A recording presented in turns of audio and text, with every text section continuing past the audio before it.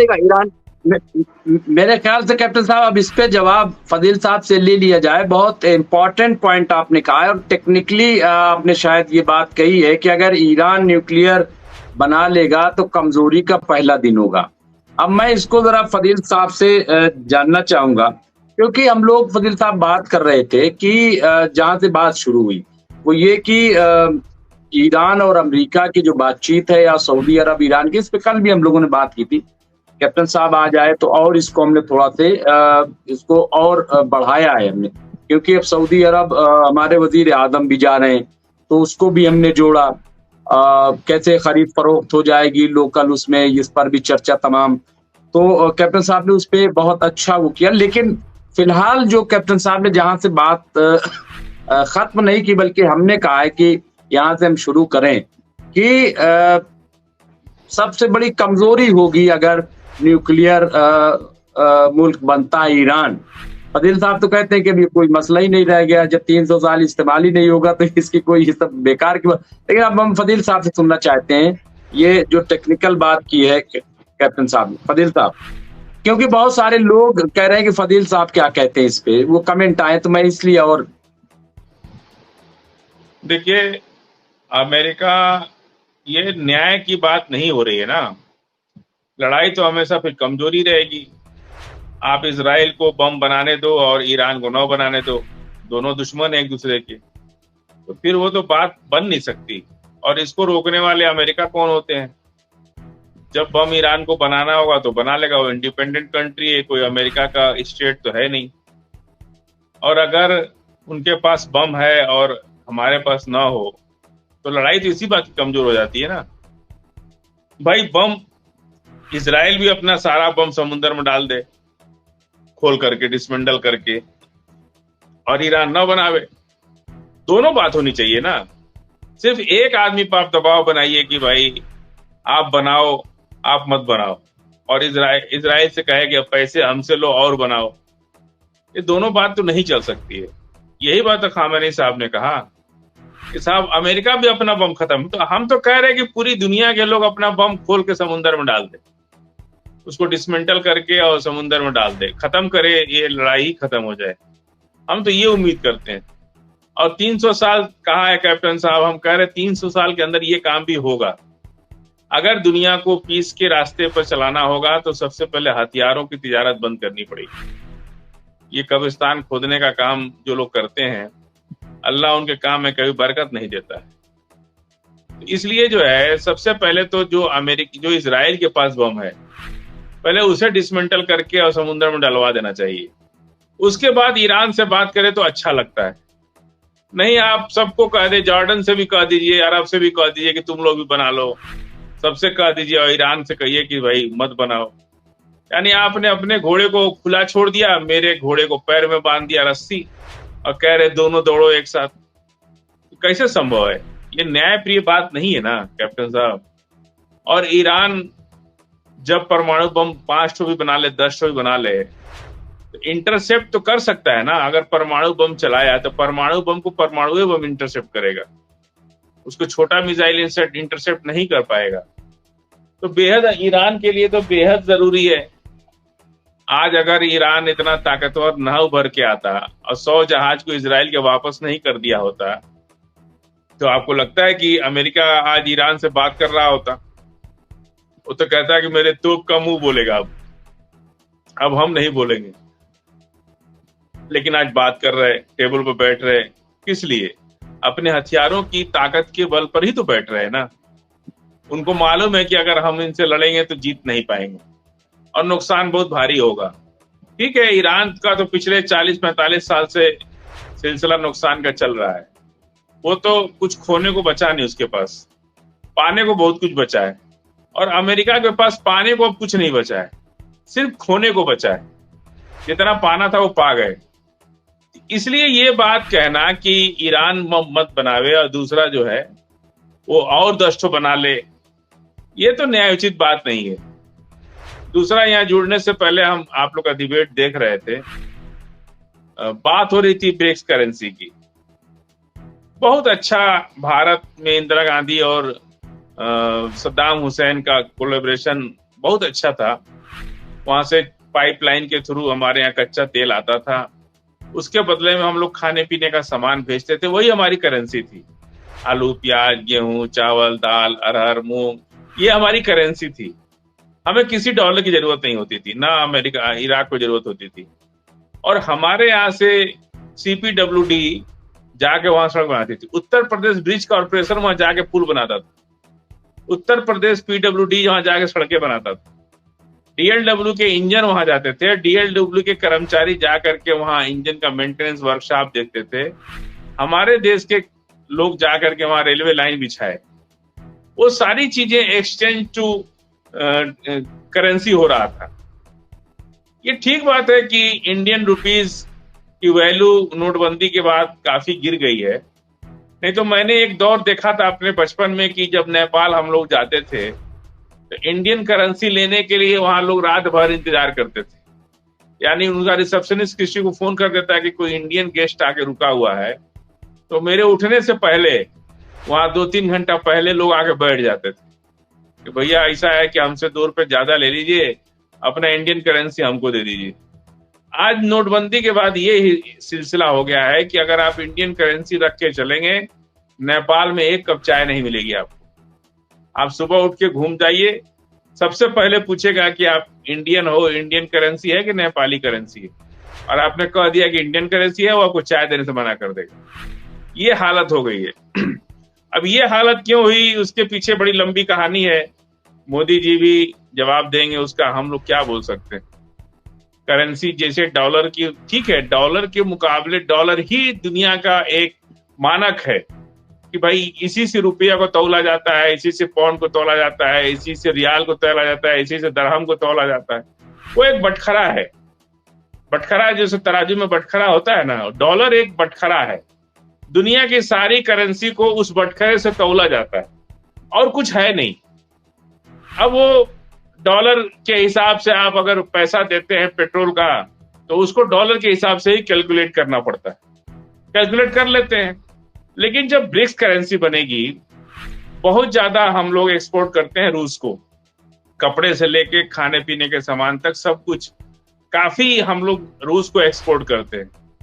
रूस हमारी Indian currency को तेल के बदले में काफी लिया भी, लेकिन चूंकि हमारा इंपोर्ट घट गया उनसे, किन्हीं कारणों से हमारा इंपोर्ट घट गया, वो अपने लड़ाई में फंस गए, जिसके चलते उनके पास रुपया का सरप्लस हो गया। अब वो तय ये हुआ था कि साहब आप जो रूस से सामान खरीदेंगे उसका पेमेंट रूस आपको रुपया में करेगा। ये लोग मान भी गए थे।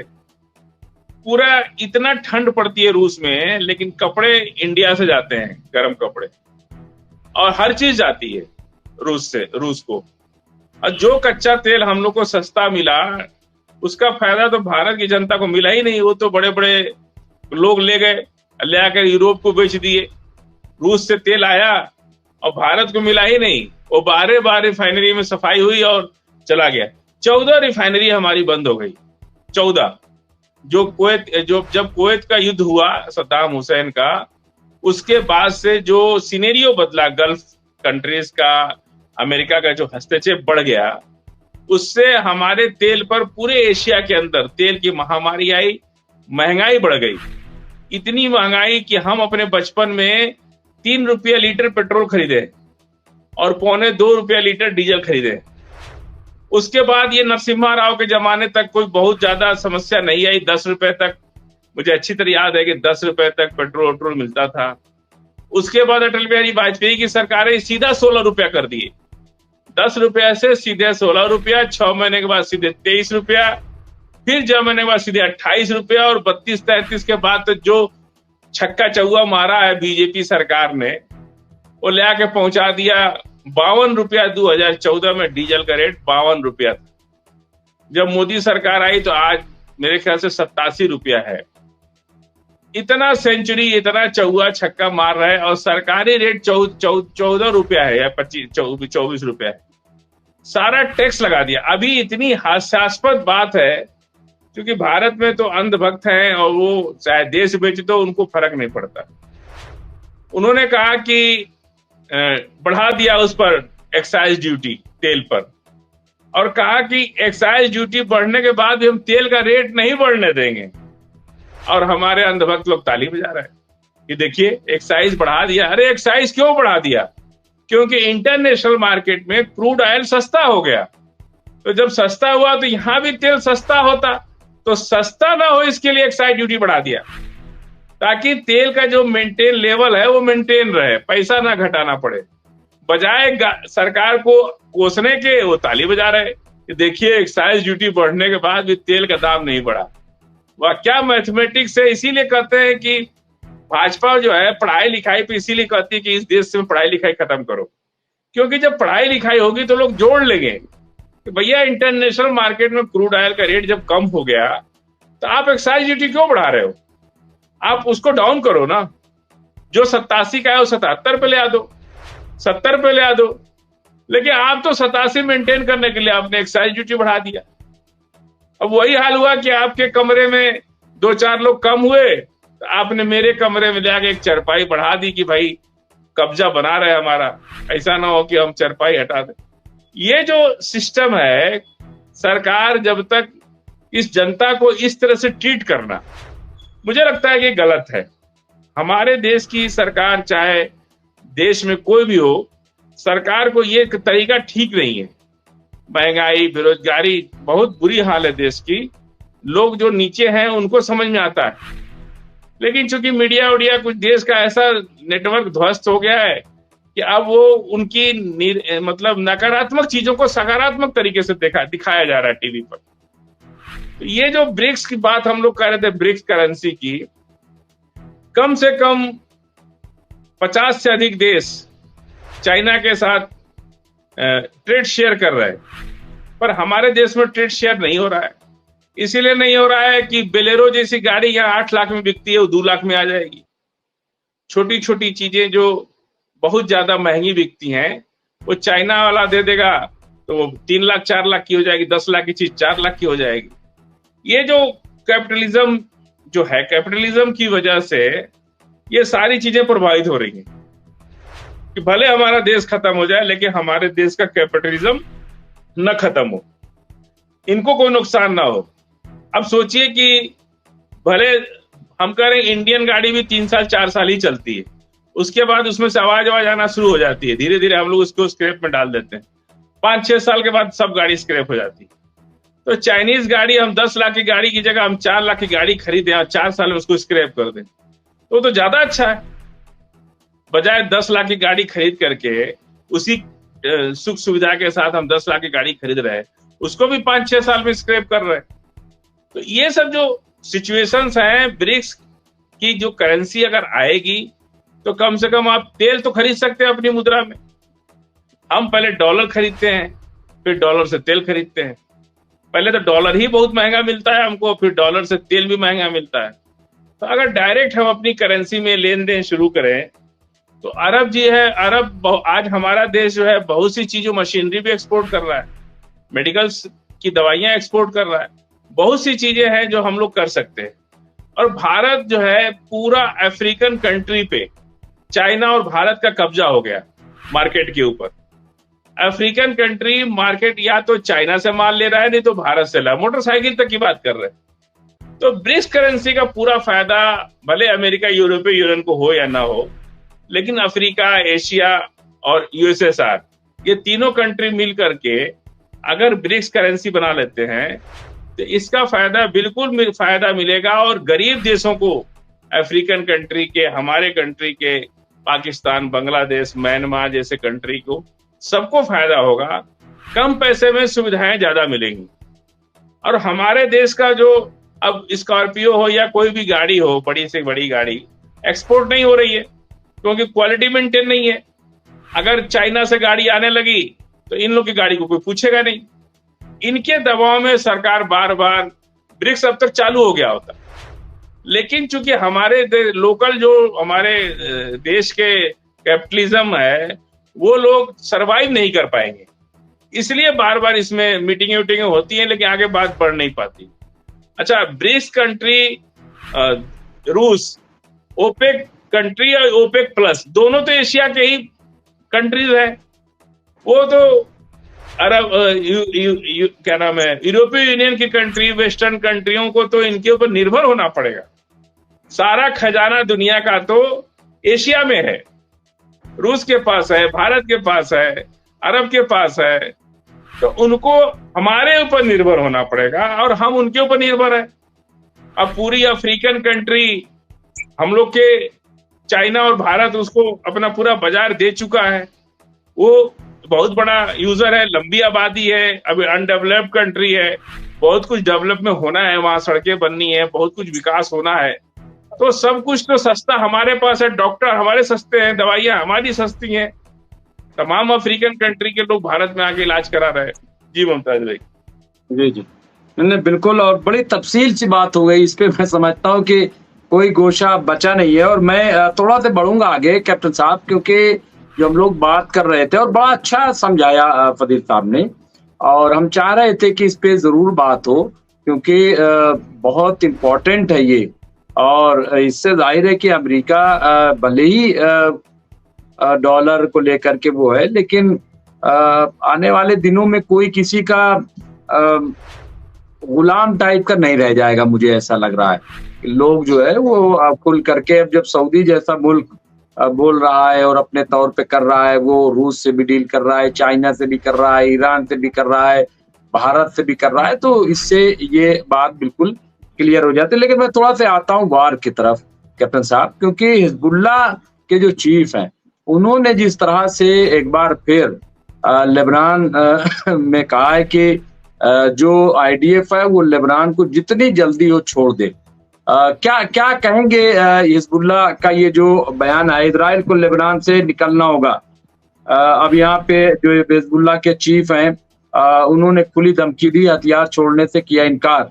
ये जो फिर से आवाज उठी है और एक बयान दिया है टीवी पे, कैसे इसको देखते हैं कैप्टन साहब? क्या क्या जो बात सामने आ रही थी कि सप्लाई लाइन फिर से शुरू हो गई है और चीजें फिर से पहुंचने लगी, क्या इसमें सदाकत है या हिजबुल्लाह मजबूती से खड़ा हो गया है फिर से? डॉक्टर रिजवी, जहां तक हिजबुल्लाह की ये मांग कि ईरान दक्षिण लेबनान को खाली करे, ये मांग हर तरह से जायज है। चाहे वो दिल की बात हो, दिमाग की बात हो, चाहे वो इंटरनेशनल लीगल एक्सपर्ट्स का ओपिनियन हो। दुनिया भर में जितने राजनीतिज्ञ हैं, कूटनीतिज्ञ हैं, वो भी हिजबुल्लाह की इस मांग को जायज मानते हैं। दिक्कत क्या आ रही है? दिक्कत ये आ रही है कि इजराइल कोई ना कोई बहाना बनाकर दक्षिण लेबनान को खाली नहीं कर रहा। उसमें दो बहाने जो हैं स्टैंडर्ड हैं। एक तो है कि इजराइल कहता है कि दक्षिण लेबनान को वो तभी खाली करेगा अगर दक्षिण लेबनान से, यानी लिटानी रिवर्स के आसपास का जो एरिया है, मैं दर्शकों को बता दूं कि लिटानी रिवर जो है वो बॉर्डर से करीबन 20 या 30 किलोमीटर उत्तर की दिशा में है और फिर जाके भूमध्य सागर में खाली हो जाती है। तो इजराइल कहता है कि सीज फायर के शर्तों के अनुसार हिजबुल्लाह को लिटानी रिवर से पीछे बेरूत की तरफ लौट जाना चाहिए था, जबकि हिजबुल्लाह ने अपनी यूनिटों को अभी भी लिटानी रिवर के दक्षिण में, यानी इजराइल के बॉर्डर के पास तैनात किया हुआ है। एक और रीजन जो इजराइल बोलता रहता है कि वो फिलहाल दक्षिण लेबनान को नहीं छोड़ेगा, वो रीजन ये है कि इजराइल कहता है कि जब युद्ध बंदी फाइनली होगी तो वो इन बफर जोनों को खाली करेगा। बफर जोन इजराइल ने बना लिए हैं सीरिया में, बफर जोन इजराइल ने बना लिया है लेबनान के साथ, और गजा में भी इजराइल बफर जोन बनाने की कोशिश कर रहा है। अब क्या हिजबुल्लाह फिर से ताकतवर हो गया है? देखिए, हिजबुल्लाह को जितनी मदद पहले मिलती थी वो सारी ईरान से आती थी। तो ईरान से रास्ता ऐसे था कि वो सारे हथियार ईरान से चलते चलते पहुंचते थे सीरिया में। सीरिया में 3 एयरपोर्ट ऐसे थे जहां पर वो लैंड करते थे, और लैंड करने के बाद सीरिया से जमीन के रास्ते से ये सारे हथियार हिजबुल्लाह को लेबनान में पहुंचते थे। अब सीरिया का पूरा इलाका, खासतौर से ये 3 एयरबेस जहां पर कि ईरान से हवाई जहाज आके हथियार को डिलीवर करते थे, ये तीनों के तीनों एयरबेस जो हैं अभी अपने जो HTS के गुलानी साहब हैं उनके कंट्रोल में है। बहुत बड़ी चेंज हो गई। और गोलानी साहब जो हैं वो तुर्की के गोद में बैठे हैं और अमेरिका की जेब में बैठे हैं। तो ईरान से ये हथियार इन किसी भी सीरियन बेस में नहीं पहुंच सकते। गोलानी साहब इसको परमिट नहीं करेंगे, क्योंकि गोलानी साहब को बेताज बादशाह वहां बना के ही इसलिए रखा हुआ है दमिश्क में कि वो ईरान से कोई हथियार आके वहां सीरिया में लैंड नहीं करने देंगे। हिजबुल्ला अभी भी बहुत मजबूत है। इंटेलिजेंस सोर्सेज के अनुसार अभी भी हिजबुल्ला के पास हजारों लड़ाके हैं जो कि शायद अपने को शहीद करने के लिए तैयार हैं। हिजबुल इंटेलिजेंस सोर्सेज के हिसाब से अभी भी हिजबुल्ला के पास हजारों रॉकेट्स और मिसाइल्स हैं जिसका इस्तेमाल वो बखूबी कभी भी कर सकता है। लेकिन अच्छी बात यह है कि हिजबुल्ला के जो पॉलिटिकल लीडरशिप है जो बैरूत में बैठे हुए हैं, उन्होंने हिजबुल्ला के जो मिलिट्री कमांडर्स हैं या हिजबुल्ला के जो छोटे नीचे के लेवल पर जो कमांडर हैं उनको काबू में रखा हुआ है और कमोबेश हिजबुल्ला जो है सीजफायर एग्रीमेंट का वायलेशन नहीं कर रहा। जी डॉक्टर रिजवी।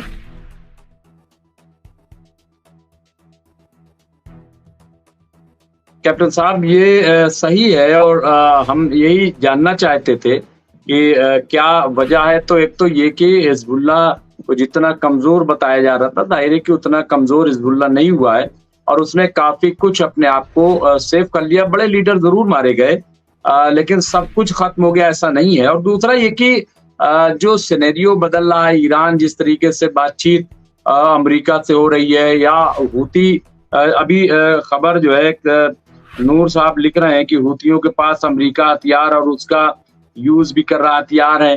तो फजील साहब कई बार कहा कि वो जहाज को वॉरशिप को मारा हूतियों ने, हो सकता है लूट लिया हो या कुछ ऐसा कर लिया हो। कुछ भी अभी चीजें सामने नहीं आ रही हैं। तो ये भी हो सकता है क्योंकि उनके पास हथियार कहाँ से आए, ये अपने आप में एक बड़ा सवाल है। दूसरा ये आप देखिए कि यमन में लैंड माइन बिछा रहे हूती विद्रोही।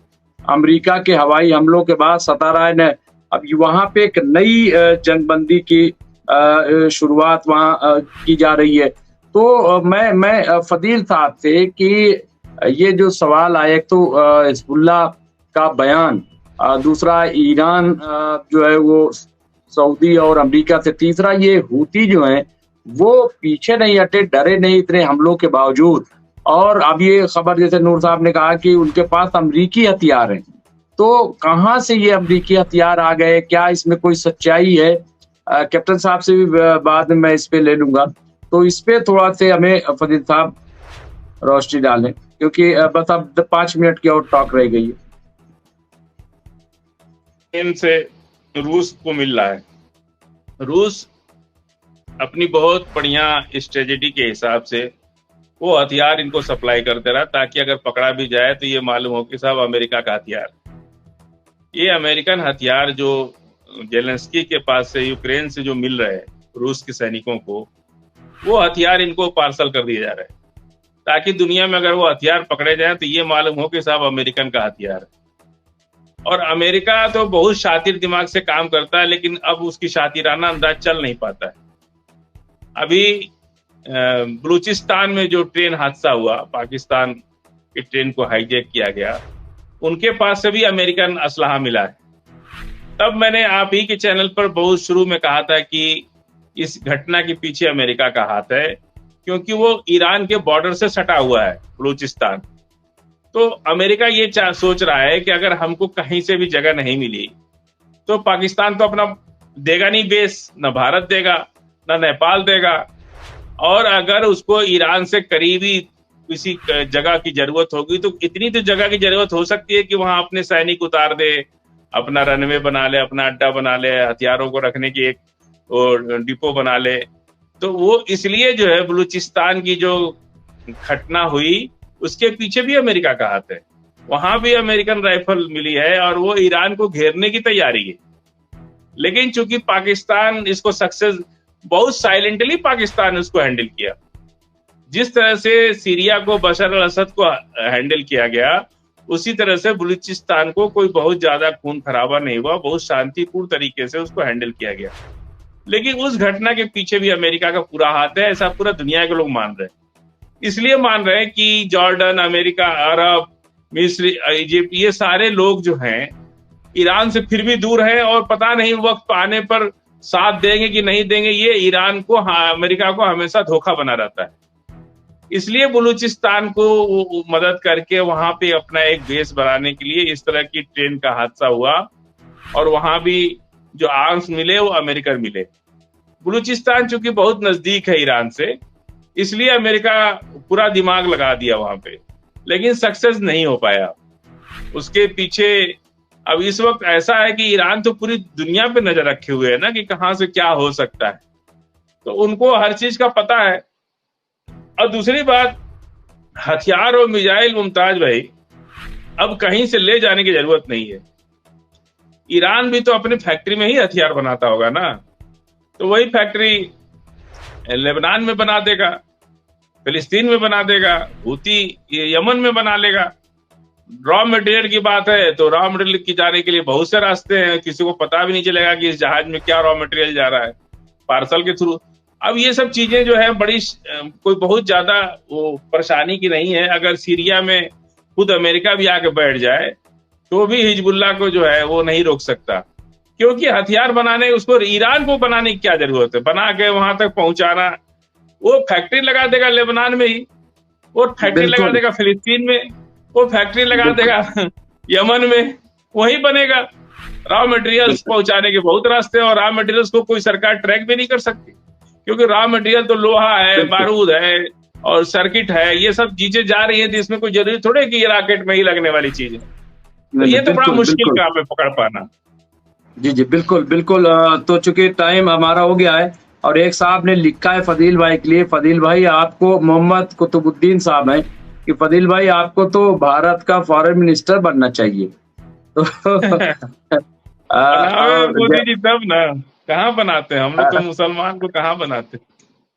जयदीप सिंह बुंदेला साहब लिखा कि जो हथियार अमेरिका अफगानिस्तान में छोड़कर गया था वो अफगानिस्तान ने हूतियों को बेचे हैं, ये उनका अपना वो है। एक साहब ने और लिखा है, नूर साहब ने, किसी का कहना है कि तालिबान से, क्योंकि अमेरिका ने जल्दबाजी में तालिबान में 10 मिलियन हथियार छोड़ दिया था, तो इसलिए भी ऐसा समझा जाए। बहरहाल अलग अलग बातें। आखिर में चूंकि टाइम हो गया, कैप्टन साहब बिल्कुल वक्त पे आ गए थे, तो मैं चाहूंगा कि वक्त पे ही वो जरूर इख्तितामी जुमला बोल दें बस कि ये तमाम बातें हैं कैप्टन साहब, लेकिन आखिर में मैं चाहूंगा कि आप सदारती खुतबा जो है वो हम लोगों को दे दें तो हम लोग सुकून से सो जाएं, फिर कल देखा जाएगा। एक शेर मेरा कल हो गया कैप्टन साहब, एक शेर सुन लीजिए, कल हो गया कि जिंदगी पल की है मगर मुमताज, जिंदगी पल की है, पल भर की जिंदगी पल की है मगर मुमताज, दिल लगाए हुए हैं सब कल से। दिल लगाए हुए, दिल लगा, जिंदगी पल की है मगर मुमताज, दिल लगाए हुए हैं सब कल से। अच्छा, कल से दिल लगा, सही कर रहे हैं, बहुत बढ़िया डॉक्टर रिजवी, आपने बहुत शानदार बात की। देखिए, दिल की बात है, कुछ हद तक दिमाग की बात है। फिर मैं कहता हूं कि अच्छी बात यह है कि अगले शनिवार को एक बार फिर से अमेरिका के बीच में और ईरान के बीच में बात होने वाली है, और इसमें अब ये तय हो गया कि वो तीसरी थर्ड राउंड होगी और उसके बाद 4th and 5th राउंड भी होगी। और अब ये तय हो गया है कि अमेरिका भी यकीन करेगा कि ईरान न्यूक्लियर बॉम्ब नहीं बना रहा है, और ईरान ने भी अब ये यकीन करवा दिया है कि वो वाकई न्यूक्लियर बॉम्ब नहीं बना रहा है। तो मेरे ख्याल से अगले 1-2 महीने में ही हम देखेंगे कि उभय पक्ष बैठकर सीधा बैठ के रूह अफ़ज़ा पी रहा है टेबल से, एक दूसरे के ग्लास से। जी, तो कैप्टन साहब की पूरी कोशिश है कि ईरान ना बना पाए, और फदील साहब का कहना है वो तो बना के बैठा हुआ है। नहीं तो एक साहब ने तो लिखा है कि किम जोंग तो है ही है ना, बनाए ना बनाए वो तो कह रहा हम दे देंगे सब उठा के। तो एक साहब ने उस पर लिखा, हमारे यहाँ डिबेट चलती रही, एक साहब लिखा इस तरह तो फिर 300 उनके पास होगा ईरान के पास न्यूक्लियर। तो अब फजील साहब कहते ही है कि मुझे तो बड़ा अच्छा लगता है जब वो कहता है कि तुम हम पे ही सब छोड़ दो, हम काम लगा देंगे। तो बहरा एक मिनट, मारेगा, सिर्फ एक मारेगा। किंग जॉन्ग कहता है कि हम ज्यादा नहीं मारेगा, हम सिर्फ एक मारेगा अमेरिका के ऊपर। तो बहरहाल बहुत बहुत शुक्रिया। भैया तुम कुछ मत मारो, तुम चुपचाप बैठे रहो, बस चुपचाप बहुत बहुत शुक्रिया। तमाम लोगों ने सिर्फ 128 लोगों ने लाइक किया। भाई सब लाइक कर दो, आज कम से कम 200 पार हो जाए। बहुत बहुत शुक्रिया तमाम हजरात का। कैप्टन साहब आपका, ग्रुप कैप्टन साहब हमारे, और बिल्कुल वक्त से आज आ गए थे। मैंने गुजारिश की तो फौरन, तो मैं उनका शुक्रगुजार हूँ, और फजील साहब का भी मैं बहुत ही शुक्रगुजार हूँ। इनको देख करके हम थोड़ा लेट हो गए कि चलिए ठीक है। आप सुन रहे थे कैप्टन साहब, ये आपको सुन रहे थे, वो खोले हुए, पहले इत्मीनान से सुन ले तो उसके बाद चला जाए फिर जो है, और फिर आ करके ये 18 मिनट बोले लगातार। हम सुन रहे थे आपका, तो नहीं फिर जब आया आप तो 18 मिनट बोले, हमारी एनर्जी थोड़ा अप हो जाती है ना। नहीं फिर जब आप आए तो 18 मिनट बोले, मैं देख रहा था। अच्छा लगा। बहुत बहुत शुक्रिया, बहुत बहुत शुक्रिया आप दोनों हजरात का, और तमाम साथियों का भी शुक्रिया। आरिफ सैफी साहब है, जयदीप सिंह बुंदेला साहब है, राजा सिंह है, दोस्त हमारा जो ग्रुप है न्यूयॉर्क, वो तबरेज आलम सिद्दीकी, मोहम्मद कुतुबुद्दीन, राजा सिंह राजपूत साहब, आपका बहुत बहुत शुक्रिया। आप हमारा लाइक और वो बढ़ाते रहते हैं, शेयर लोग नहीं करते हैं, शेयर भी अगर कर दे तो बहुत अच्छा हो जाए। मोहम्मद हुसैन साहब, फिरोज खान साहब, और मोहम्मद हुसैन साहब, रियाद अली, तो ये तमाम जो है लोग, अबू माज साहब, सुल्तान साहब, ये मोहम्मद इरशाद साहब, तो ये सारे लोग, गुलबशाह साहिबा जो है, यूनुस सोबारा साहब, इमरान साहब, मोहम्मद इरशाद, ये सारे लोगों का मैं दिल की गहराइयों से शुक्रिया अदा करता हूँ। परवीन गुलबशाह साहिबा का भी शुक्रिया जो गया से हैं। तो सारे लोगों का, बहुत, शफीक खान साहब, बहुत सारे लोगों को मैं नाम नहीं ले पा रहा हूँ, लेकिन बहरहाल सब शुक्रगुजार। मैं मेरी तरफ बतिस्ता अफरोज साहब का भी नाम ले ही लेता हूँ, तो मोहम्मद जमाल साहब हैं, रियाद अली साहब हैं, ये सारे लोग हैं, तो सबका बहुत बहुत शुक्रिया। और कल फिर मुलाकात होगी, उम्मीद है कि आप लोगों ने जरूर लाइक कर दिए होंगे, लाइक कर दीजिए जाते जाते, बड़ा अच्छा लगता है। और ज्वाइन भी अगर कुछ लोग हमें कर लें और आप लोगों का मशवरा होगा तो बहरहाल हम कुछ इसमें जो भी लोग चाहे इसको और फैला सकते हैं। तो बहरहाल बहुत बहुत शुक्रिया आप लोगों का कि आप हमसे जुड़ते हैं, बातचीत करते हैं। बहुत बहुत शुक्रिया। शब बखैर।